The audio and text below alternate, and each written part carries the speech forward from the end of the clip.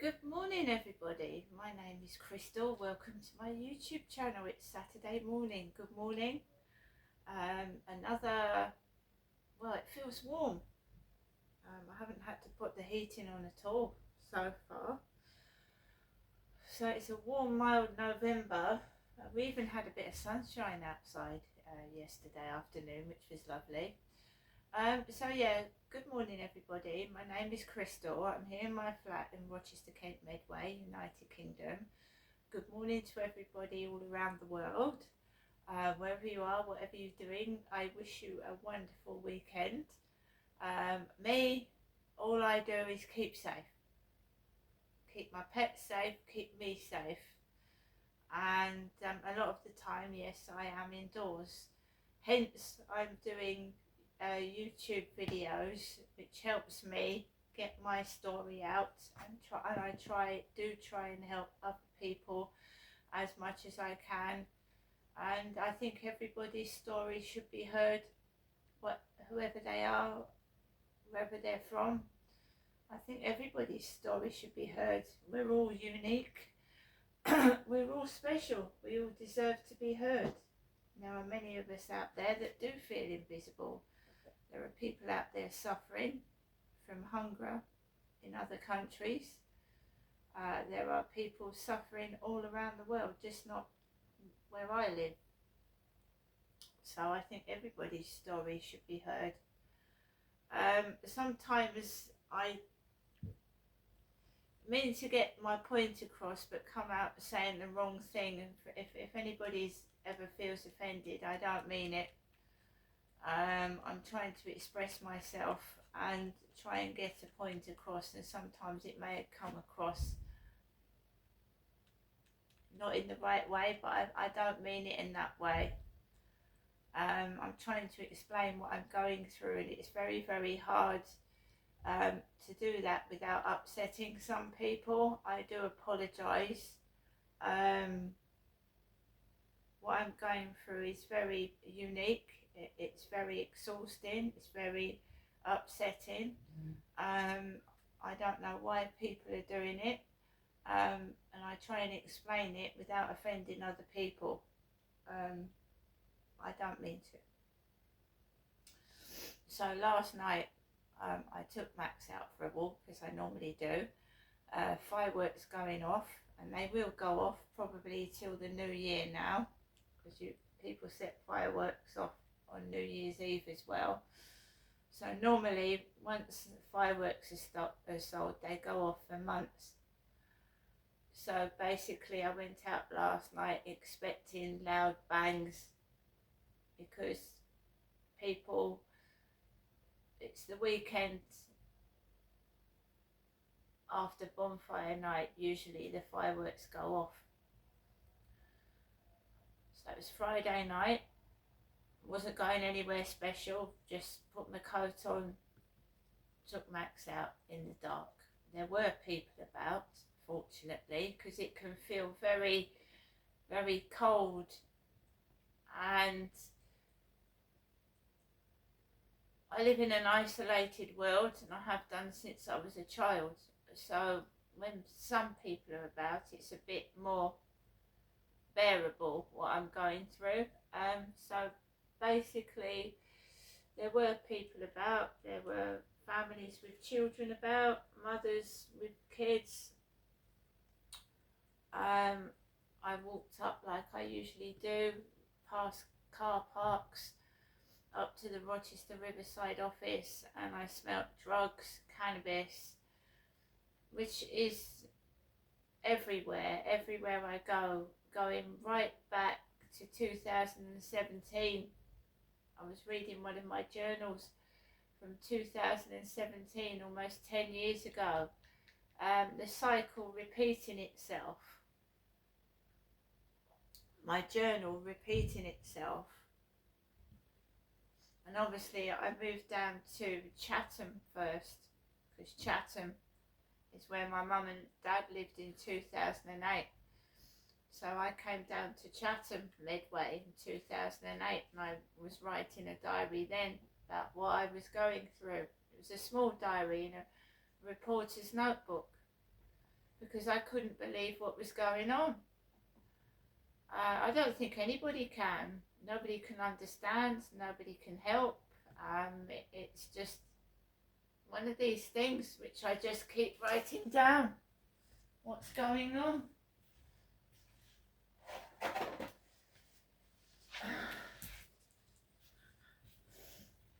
I don't know who's doing it, why they're doing it, and why it's not stopping after 20 years. I haven't got a clue. Nearly 20 years, in 3 years' time. It will be 20 years after 2008. 20. Which is a hell of a long time, isn't it, of somebody to waste trying to ruin my life. Because they're trying to hide something. That's what I believe. So I walked through this waft of really strong cannabis. I heard some men opposite where the cannabis was, because wherever they were walking, that's where the cannabis was. I didn't engage with anybody. I didn't say a word. The one chap in particular with a distinctive laugh kept laughing almost all the way to when I was walking home, just laughing, because that's what cannabis makes you do. It makes you happy, it makes you laugh, doesn't it? So he was laughing all up the field until they sat down on a bench, and he was still laughing. So it was very intimidating, because he kept laughing loud and loud and loud. I was walking and I did not get cross, I did not get upset, I didn't do anything silly. I'm not a thief. This is what annoys me, guys. The real perpetrator is trying to twist it onto me that I'm like them. And I'm not. I don't steal. There's no need to. However hard it gets for me, I do not pinch other people's property. I do not steal from shops. And when people look at me like I'm a thief, like someone has swept their handbag up, or they walk past me like I'm dirt and take their belongings, it can sting.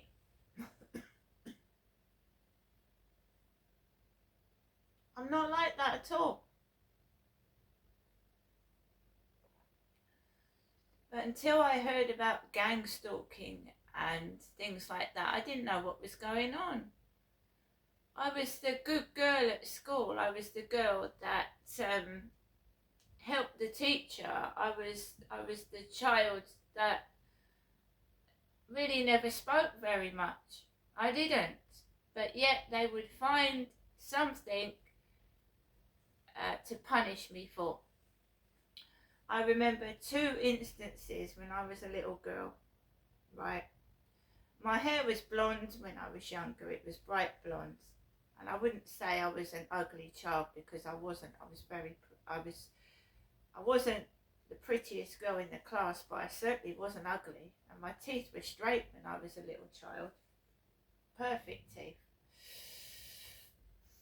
So basically, the teachers would try and pick on me and punish me for doing something I either hadn't done, because I wouldn't speak and defend myself, you see. So one instance was, you remember the old school dinner halls and the old school dinner ladies with their little hats on to cover their hair? Well, I was a shy child, because I was going through problems at home, and I just kept quiet.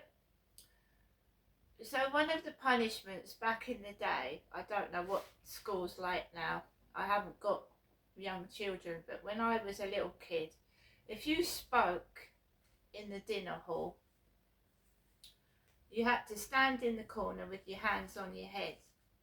Now it's quite painful actually to stand in a corner with hands on your head. It hurts your arms. I don't know what punishments they dish out in modern day schools, but if you spoke out in the dinner school line, they pulled you out and made you stand in the corner with your hands on your head. Now, I didn't speak to anybody because I was really solitary person like I am now. So somebody in front of me started talking to their mate. And a teacher came over to me and said, pointed to me and told me to come out the queue and stand and put my hands on my head, and I hadn't done anything. And they knew that I didn't speak. I wasn't the first one to speak. If there was a question in class, I wouldn't put my hand up because I didn't want the attention on myself. Teachers would pick on me and make me speak when I didn't want to, and then they would laugh when I spoke. So it's a kind of humiliation I suffered from teachers when I was at school, to single the quiet child out and make an example of her. That's what I felt. That was one occasion. And another occasion was there was somebody threw stones. We was in the school playground and somebody threw stones. And the teacher decided to punish the whole class because whoever did it wouldn't own up.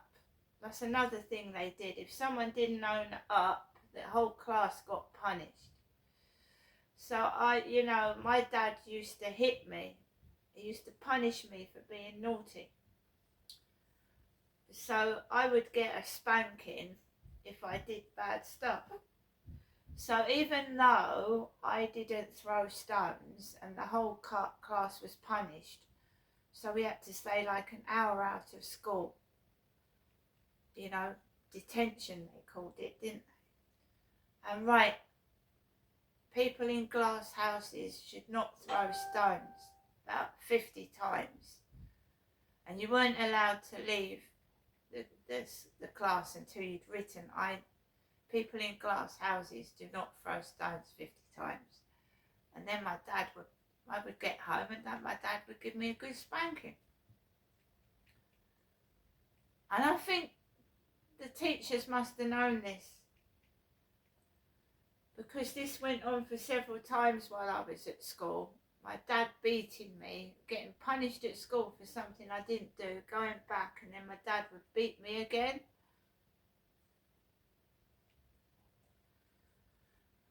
I think somehow they were all involved in this cruelty and torture, and it's still going on today. I'll go into a shop, I'll go outside.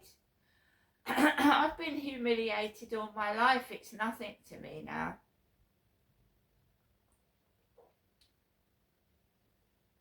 So I was picked upon since childhood. Gang stalked, harassed from childhood. And I didn't know what it was, obviously, until I've started watching YouTube and finding out other people have suffered from this. And it's not just myself. I didn't speak. I found my voice when I left my ex-husband, because I was being controlled in my marriage.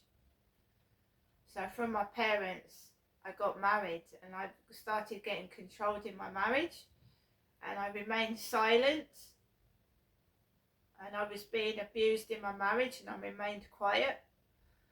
And when I left my ex-husband, I had to find my voice. I was on my own. I'd lost everything, my home, my children. I had to speak. I had to yell, shout, scream, and find my voice. So you're watching thousands of videos where I found my voice. When I was a child, I wasn't allowed to speak, to have an opinion. When I was in my marriage, I wasn't allowed to speak, to have my opinion. I was forced to do things I didn't want to do. So when somebody thought I was acting mad, like singing out loud in the street, learning to live again. I was finding my voice. I wasn't crazy. Now I have a voice. I don't want to be abused. I don't want to be controlled. Therefore I won't. And if I'm isolated and on my own to protect myself from bullies, from men that abuse, I would do so.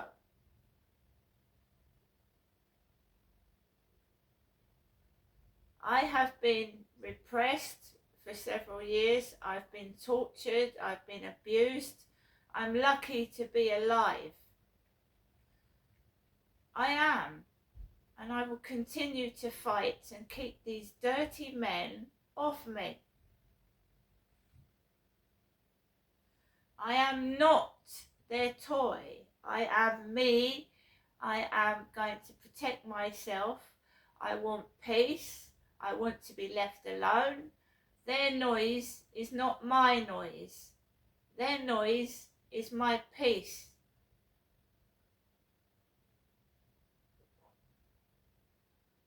Every time they make a noise, every time they try and disrupt my life, I will fight for peace. I will not be silenced. I will not shut up. I will not be told what to do.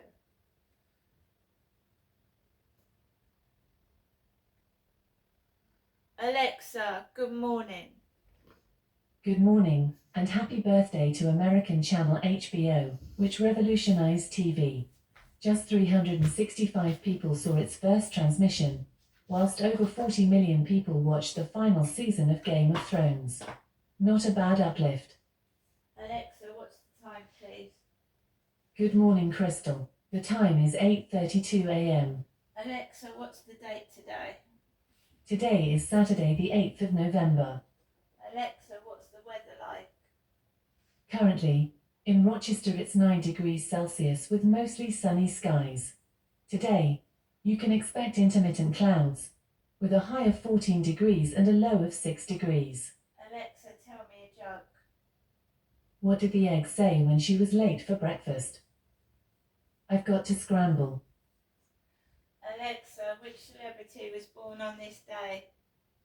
Celebrities born on the 8th of November include Gordon Ramsay, Matthew Rhys, Bram Stoker, Joseph James D'Angelo, and SZA. Happy birthday to everybody out there whose birthday it is today. So yeah, guys, I'm sat at home. I've made myself a nice herbal cup of tea, and I just take each day as it comes. They are turning my life into their TV show. That's how I describe it. They're turning my life into their personal TV show. And my business is my business. My flat is my flat. So the blinds go down, the door gets locked, and they can do their street theatrics outside. Trying to stir, cause trouble, cause annoyance, upset. It's worse than malicious communications because it's where I live. It's above my head, it's outside my door, it's outside my window. This street theatrics. The yelling, the screaming, the saying nasty things to provoke and to harass. They want a performance, they're not getting one.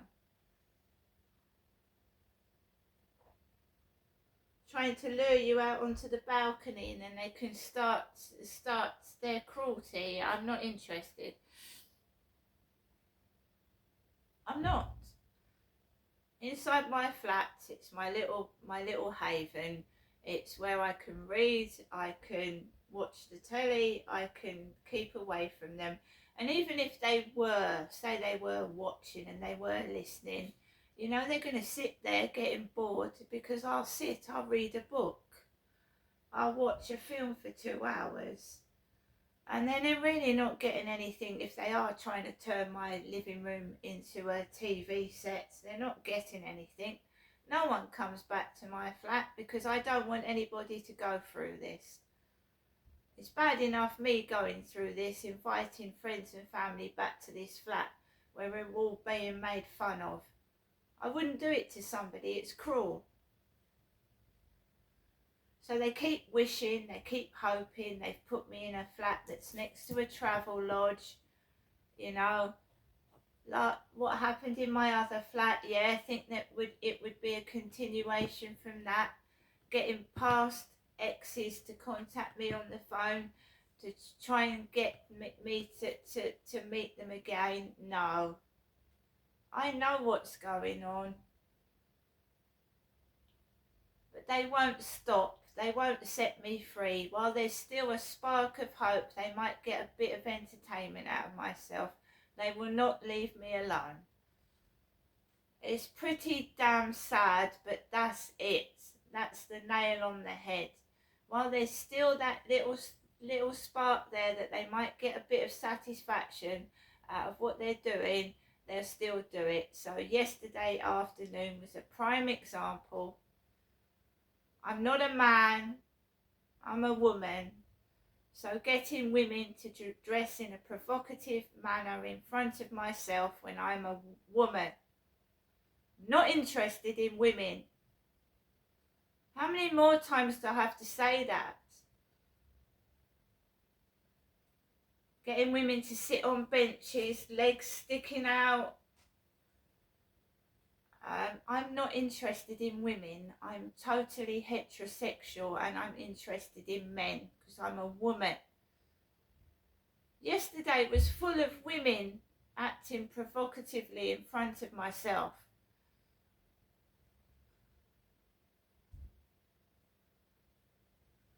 We had 3 men yesterday dressed in a similar parka coat to me. Men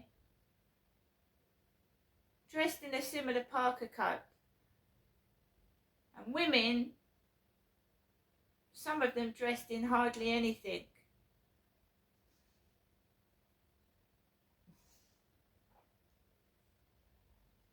Sick of it. They're play acting. I'm sick of it.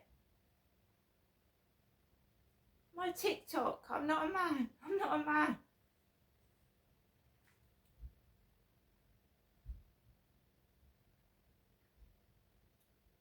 Whoever it is, I think they've got the wrong person. They're play acting to the wrong person. I'm certainly not a man. And unfortunately, these women would soon find out, wouldn't they? If they tried to take things further, they'd soon find out I wasn't a fella.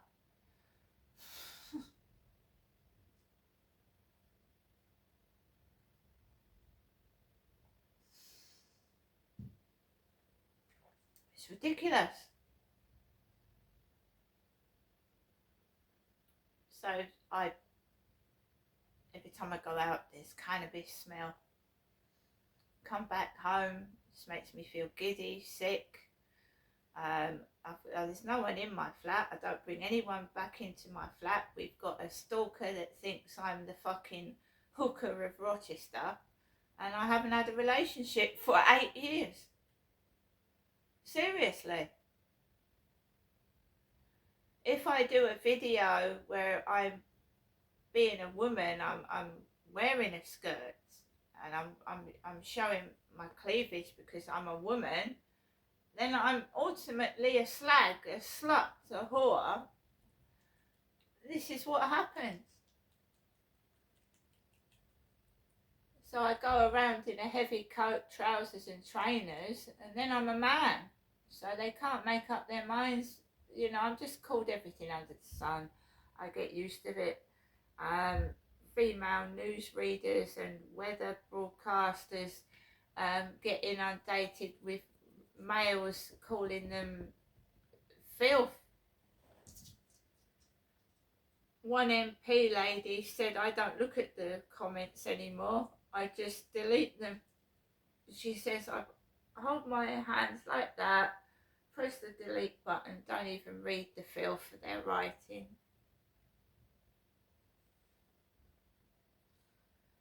A lot of strong women get targeted by some men because they don't like a woman speaking out, they don't like a woman in a job, they don't like a woman doing anything but being under their control.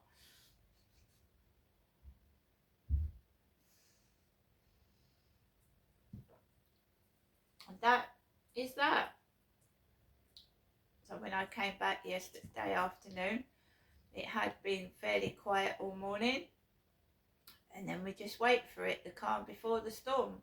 I can't relax, I can't really do anything because I'm waiting for the noise to start up again. So it's the calm before the storm. We had the email from Hyde Housing, and obviously that's always sent to me on a Friday. That was meant to upset, but it didn't. I just carried on, and I just watch my films on Amazon Prime, Netflix, or YouTube. That is what I do.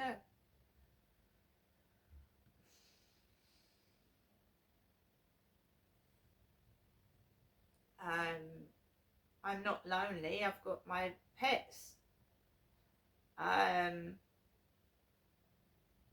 Things change when you get to my age as well. A lot of things change inside and out, inside your body and inside your mind. And I know what I want, and I know I don't want to be mucked around anymore. These people don't like it, so they keep pushing and pushing and pushing, and they don't get anywhere. So they start to get aggressive and angry, and I'm just staying cool and standing there and just walking past, not engaging. I'm not speaking to people after what has happened to me. Don't get me wrong, if someone needs help, I'll help them, or if someone genuinely comes up to me with a genuine question, I'll answer it. But I'm talking about drunks, drug addicts, and men with plastic bags after something. I'm not speaking. I deserve better, and if I'm not going to get better, I'll go without. My last boyfriend was a drug addict and an alcoholic, and he treated me like shit because they've got no money. It all goes on them, drugs and drink.